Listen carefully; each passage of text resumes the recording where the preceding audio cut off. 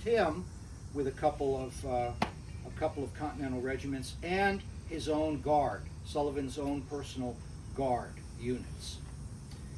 There's some close action there on Quaker Hill. Briefly, there's some close combat. A couple of cannon change hands a few times, back and forth. And Wigglesworth, one of my favorite commander's names to say, of Massachusetts, Brigadier General Wigglesworth, is commanding on Quaker Hill.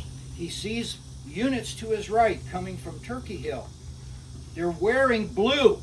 He figures he's getting reinforced. All is well until they close to within a few rods distance. And they're Hessians, because Hessians wear blue uniforms. And he manages to extricate his forces just before the trap is closed on him. And they fall back to John Glover's position to my left and in front of the fort here and over that way. So by 9:30, 10 o'clock in the morning, that phase of the battle is over. The Hessians are on Turkey Hill. The British are on Quaker Hill. The British did actually attempt briefly to come forward off of Quaker Hill into the valley below. However, I neglected to mention that when Sullivan was determining that he was going to have to withdraw from the siege, he sent Paul Revere, who's a colonel now in the Massachusetts Artillery, the same Paul Revere of the Midnight Ride, you know.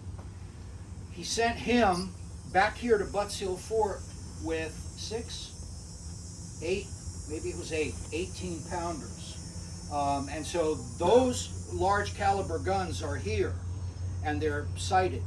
And when the British come across the valley, those heavy guns unload on them and push that advance back up onto Quaker Hill. Plus John Glover's men in front of this position are standing firm with musketry. So a lull settles over the battlefield. The Hessians and British on Quaker and Turkey Hill, and the British and the Americans here on Butts Hill are exchanging long-range artillery fire for an hour or so. That's where I'm going to leave the story. We're going to pick it up when we get to our second stop, our only other stop. But I want to give you time now, probably a good hour if you'd like it, a good hour to wander, get with some of our local experts, and get more granular about this particular position. If you have any questions for me, you can just pick me off as well. I'll be happy to chat with you too. But let's leave it there for now. Thanks, Mark.